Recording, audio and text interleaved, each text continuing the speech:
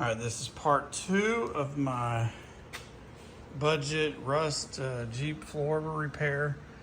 Kind of working through it. I've kind of got things ground down. I'm gonna have to pull the Jeep out of the garage tonight, so I'm just trying to get it primed up. I'm gonna go back and fill some things in. This is weld through primer that I've put on here, but part 2 of the video. This is again, I bought a passenger floor pan, $55 shipped. Just trying to show how if you're frugal, you can kind of work through this and get the repairs done on a budget. This is what I'm going to do right now. Real quick, wanted to show you conceptually what we're doing here. So I've made some rough lines. I'll take a grinder or maybe a Dremel and cut this off, and then it will be an exact match for the old piece and the new piece.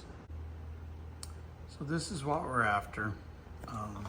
Got magnets behind it just holding it in place, but I wanted to show you before I welded it up. This is a slightly thinner metal, just the newer metal is going to be thinner, so I will keep an eye on that.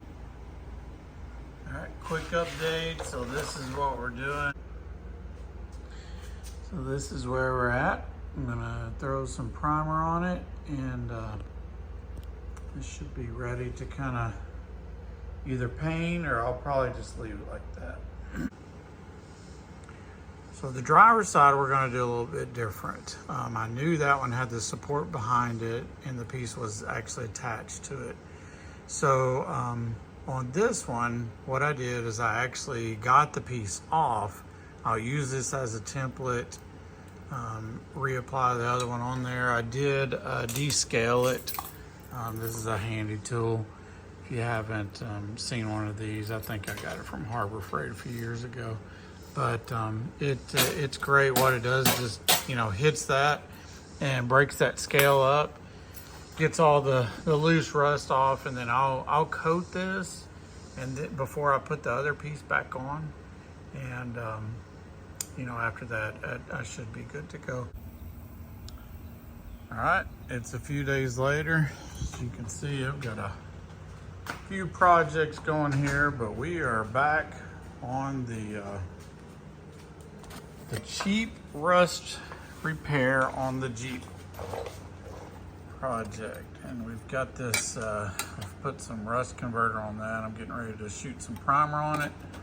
I've got this piece made and ready to attach. I'll weld that on. I think it turned out good. Used a little more Bondo than I usually would, just because there were imperfections below the metal. All right, this is where we're going to end part 2 of the DIY Jeep floor rust repairs. That's the pan that we've been working off of. It's $55 shipped, and we were able to repair both sides of the outside, the floors, a few spots in the floors. By no means is it beautiful, but I do believe it's solid. And it's something that pretty much anybody is capable of doing. I do have just a cheap Harbor Freight welder that I've had 14 years now, still using it. And if you add in, I had a lot of this stuff already, but if you add in seam sealer, I had a partial can of the floor liner. If you add all of that in, you're $100 or less for this repair.